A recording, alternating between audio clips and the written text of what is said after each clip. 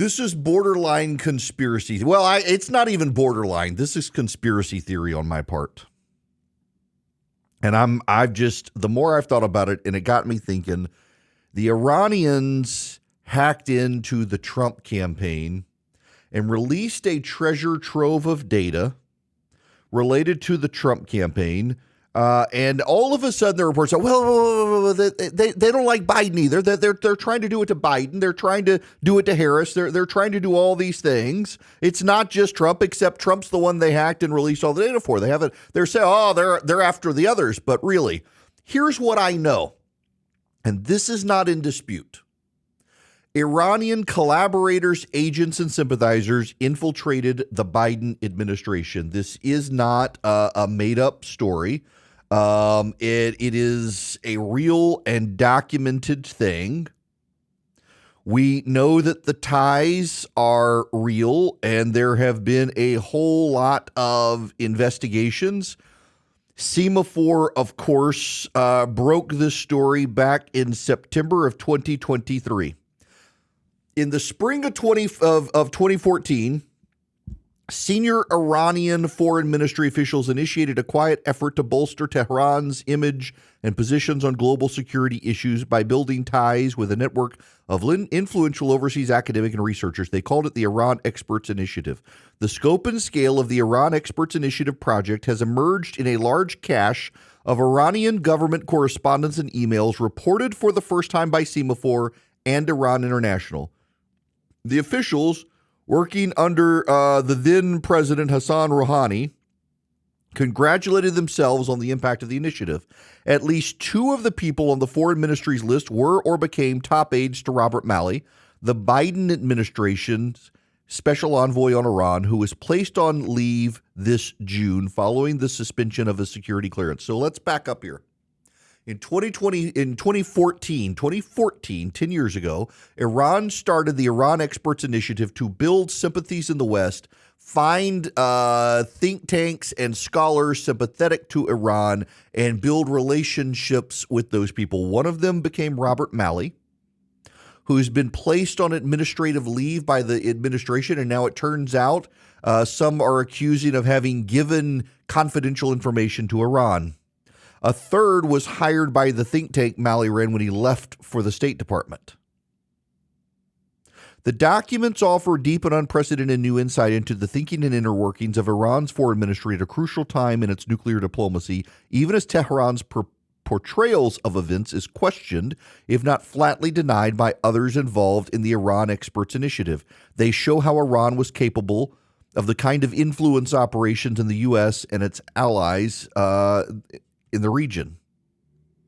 Emails were obtained and translated by Iran International, a Persian-language television news channel in London, which was briefly based in Washington due to Iranian government threats, and it was shared with Semaphore. The communications reveal the access Rouhani's diplomats have had to Washington and Europe's policy circles, particularly during the final years of the Obama administration through this network. One of the German academics, according to emails, offered to ghostwrite op-eds for officials in Tehran. Others would seek advice from the foreign ministry staff about attending conferences and hearings in the U.S. and Israel. The Iran Experts Initiative participants were prolific writers of op-eds and analyses and provided insights on television and Twitter. The emails described the IEI being initiated following Rouhani's 2013 election, when he was looking to find accommodation with the West on the nuclear issue. These people embedded when Joe Biden got into office, embedded inside the office.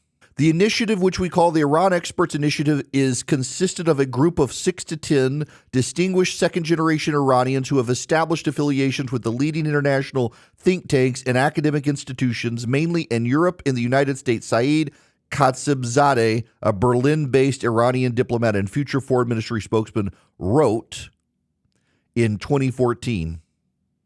Khatibzadeh wrote again a week later and said he had gained support for the IEI from two young academics, Arian Tabatabai and Dina Esfandari, following a meeting with them in Prague. Tabatabai currently serves in the Pentagon as the Chief of Staff for the Assistant Secretary of Defense for Special Operations, a position that requires government security clearance. She had served as a diplomat on Mali's Iran nuclear negotiating team. So we know Iranian sympathizers embedded within the Biden administration. There are all sorts of questions about Robert Malley. There are hints that he may have, the FBI is probing into whether or not he committed crimes. This is from May of this year. The FBI is investigating whether the Biden administration's Iran envoy, Robert Malley, moved classified information onto his personal email where it may have fallen into the hands of a foreign actor, Iran. Malley has denied wrongdoing and denied comment. His security clearance was suspended. Again, I realize I'm going down the conspiracy theory rabbit hole here, but hear me out. For 2 weeks, it has been obvious Iran was going to retaliate against Israel. In fact, the United States was so concerned, based on its intelligence, that it expedited the deployment of an aircraft carrier group and an attack submarine to the Eastern Mediterranean to be prepared to assist Israel when the attack comes.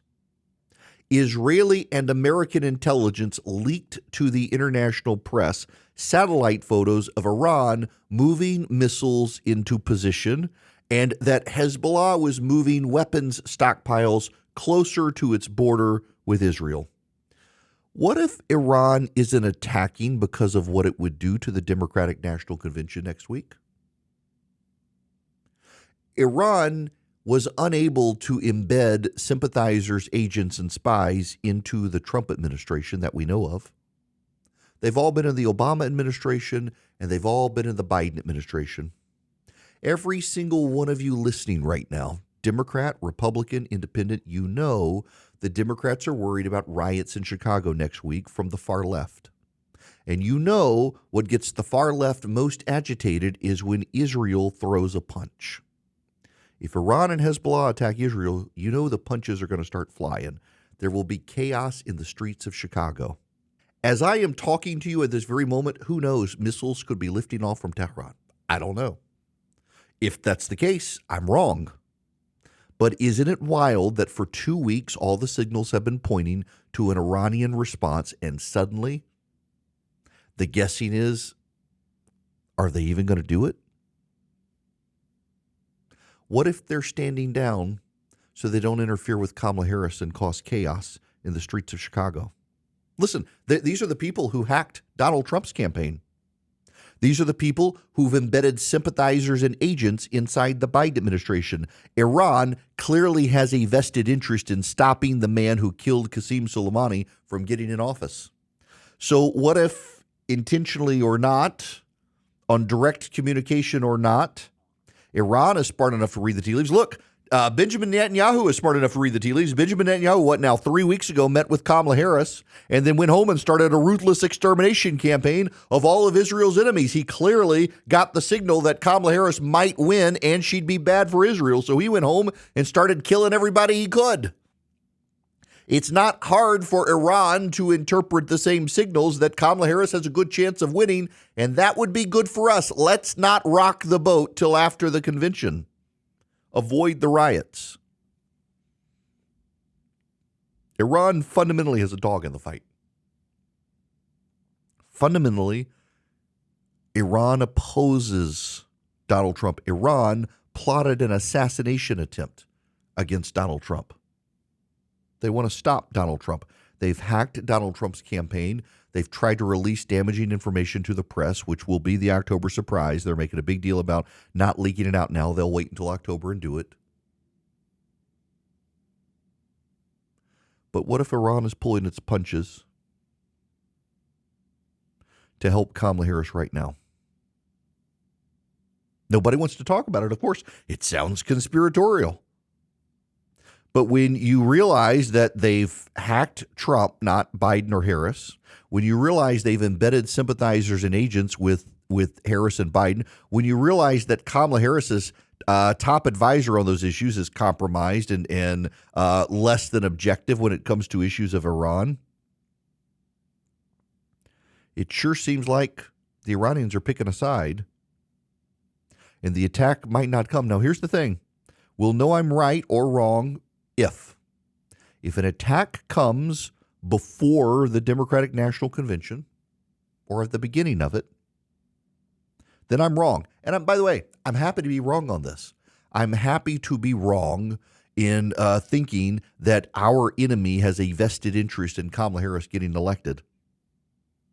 But if nothing happens until after the Democratic National Convention to forestall and stop the riots, I was right. And you'll know I'm right. And the Democrats will scream to high heaven that it's not true. You can't tie the two together, and you'll all know I was right. And that'll be a damning sign that the Iranians needed to wait to not disrupt the Democratic National Convention. And by the way, we also know the Iranians are paying these people internally. The CIA and the national security apparatus has now acknowledged Iran's payments to these groups inside this country.